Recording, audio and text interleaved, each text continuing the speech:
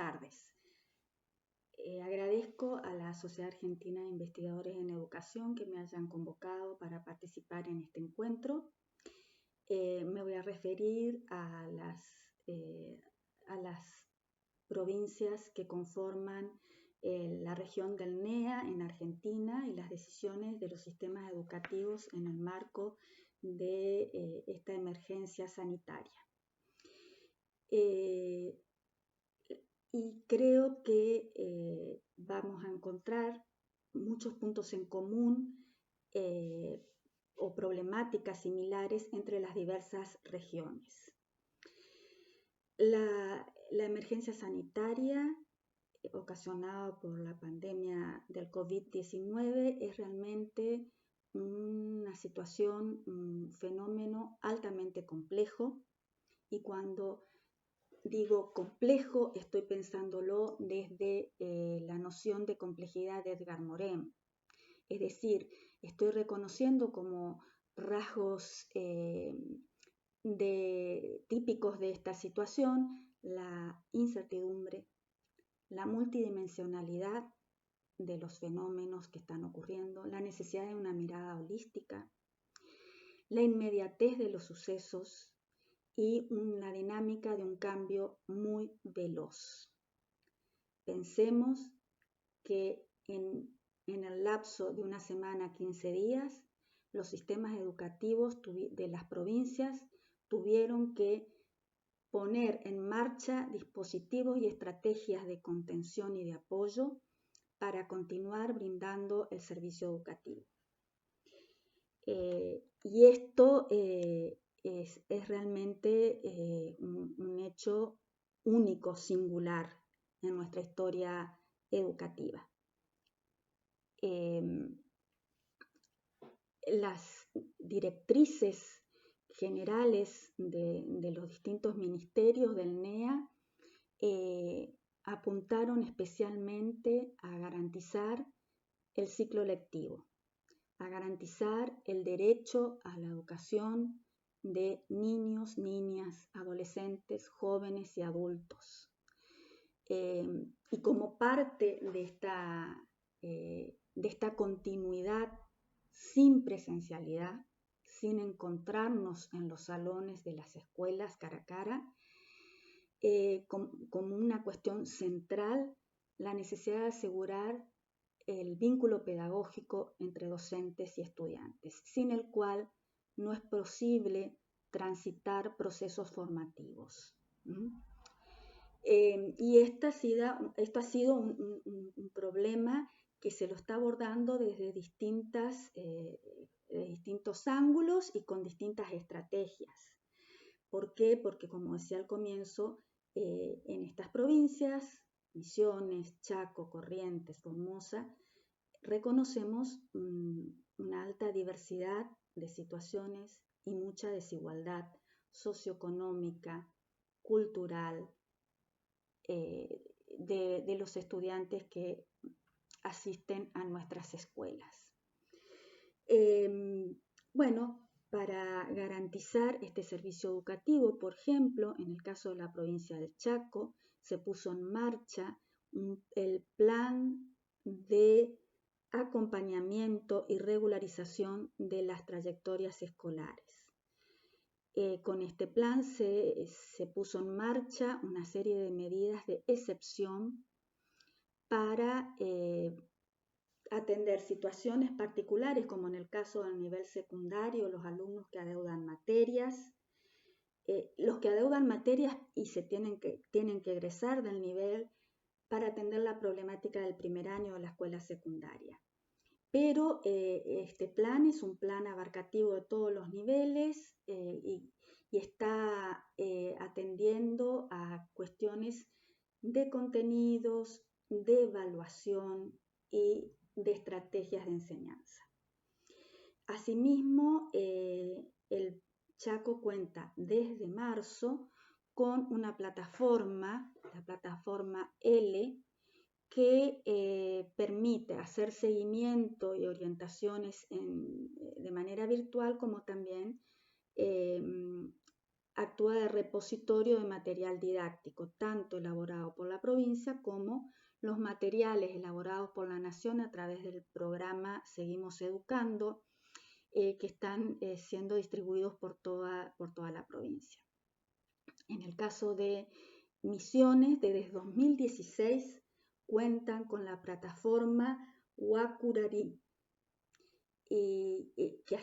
cuyo uso se potenció en esta etapa, con las características similares que yo decía la plataforma L. Sirve para orientaciones en línea y repositorio de material. Corrientes también cuenta con una plataforma, pero en los 3 casos de estas provincias están trabajando también con material impreso. Y en lo que hace a la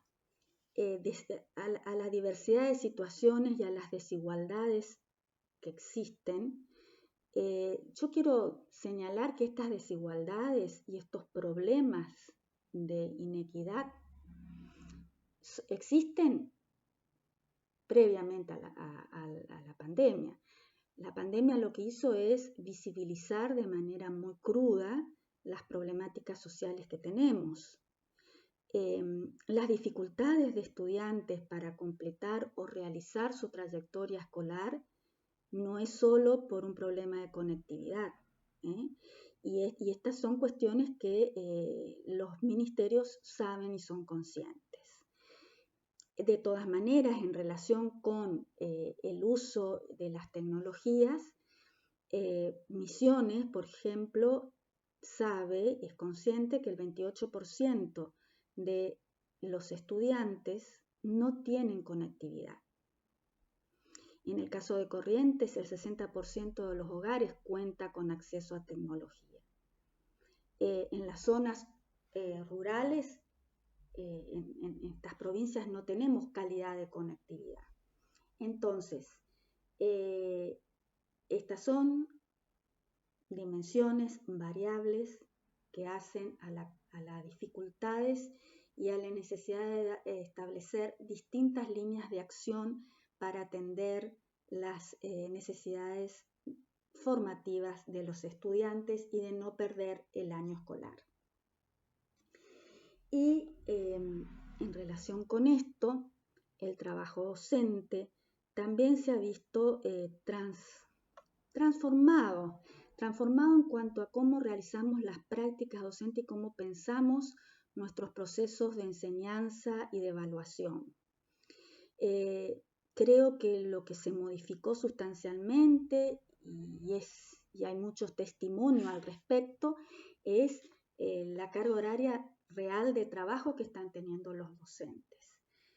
Porque en simultáneo están aprendiendo a usar las tecnologías, la mayoría, aprendiendo a elaborar materiales, a la vez que enseñar, evaluar con otra intención que no es solo la acreditación de aprendizajes, sino con intencionalidad pedagógica, y todo esto ha movilizado sustancialmente el trabajo docente. Tengo que decir que se ha observado en la mayoría de los docentes una gran capacidad de dar respuesta a la emergencia con una actitud muy proactiva y estableciendo comunicación por los medios que fueran posibles con las familias y con los alumnos. Y con respecto a las prácticas de enseñanza y a lo que debatimos hoy en cuanto a qué estamos enseñando, cómo lo estamos haciendo, creo que es importante distinguir entre lo que es la educación en línea de lo que es la enseñanza remota de emergencia. La educación en línea lleva años en desarrollo, ha sido y es objeto de estudio en el campo de la tecnología de la educación, y es importante diferenciarla porque en este momento estamos realizando educación en línea, pero respondiendo a una emergencia. Por eso cabe hablar de enseñanza remota de emergencia que tiene otras características. ¿Qué quiero decir con que tiene otras características? La educación en línea implica o requiere un cuidadoso diseño y planificación. Y un cuidadoso seguimiento durante su desarrollo. La educación en línea abarca mucho más que la idea de traducir contenidos a los medios que ofrecen las tecnologías de la información y la comunicación. Implica pensar los procesos de pensamiento desde otra manera. Entender que a través de la tecnología, del uso de las tecnologías, los procesos de pensamiento de los estudiantes son diferentes. Las motivaciones, el sostenimiento afectivo de los procesos también son diferentes. Y en cuanto a su diseño, está comprobado que se requiere entre 6 y 9 meses de planificación y elaboración del material antes de ser entregado para su trabajo online. Y eso para trabajar de una manera seria y rigurosa, apuntando a aprendizajes efectivos. Entonces, la situación de la enseñanza remota de emergencia, ¿en qué situación nos deja?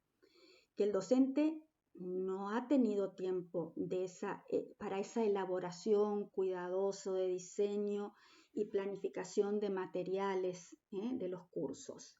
Tampoco se cuenta con capacidad técnica de asistencia a los docentes. Hay equipos técnicos que ayudan en las cuestiones de tecnología educativa, pero para el macrosistema, para la cantidad de docentes, no alcanza.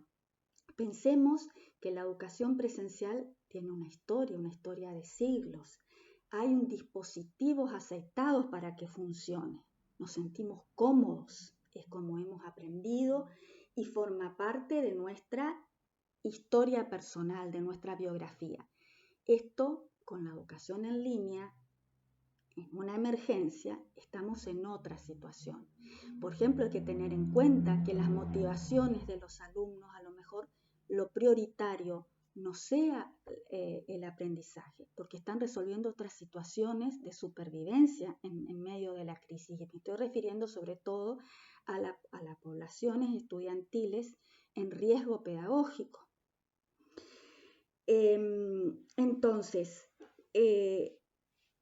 la enseñanza remota de emergencia no tiene como objetivo recrear un sistema educativo robusto, sino transitar la emergencia.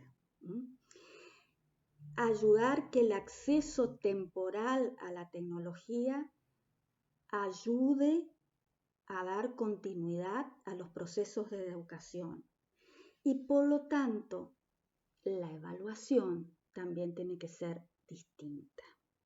En este sentido, celebro la decisión del Consejo Federal de Educación y las jurisdicciones del NEA adhirieron a no evaluar con calificaciones. Acá necesitamos lo que, por supuesto, es más trabajoso, pero es genuinamente pedagógico.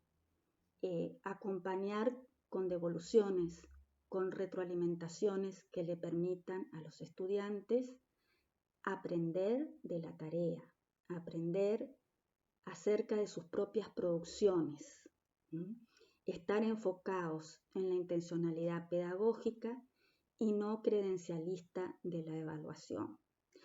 Y esto no puede ser de otra manera porque las condiciones de la emergencia impiden que se pueda realizar otro tipo de evaluaciones que se las puede realizar si hay otras condiciones. Entonces, la perspectiva de contexto es lo que aquí no se tiene que perder. Y, por supuesto, entender que la inmovilidad no es la manera en que vamos a sortear la emergencia sanitaria desde el punto de vista educativo. Es con mucha creatividad y compromiso continuar adelante teniendo siempre en cuenta esta multidimensionalidad de la que hablaba y que se refleja en estas diferencias que yo estoy señalando entre la educación en línea y la enseñanza remota de emergencia. Bueno, agradezco su atención y nos estaremos encontrando el 12 de junio para continuar dialogando y reflexionando juntos. Muchas gracias.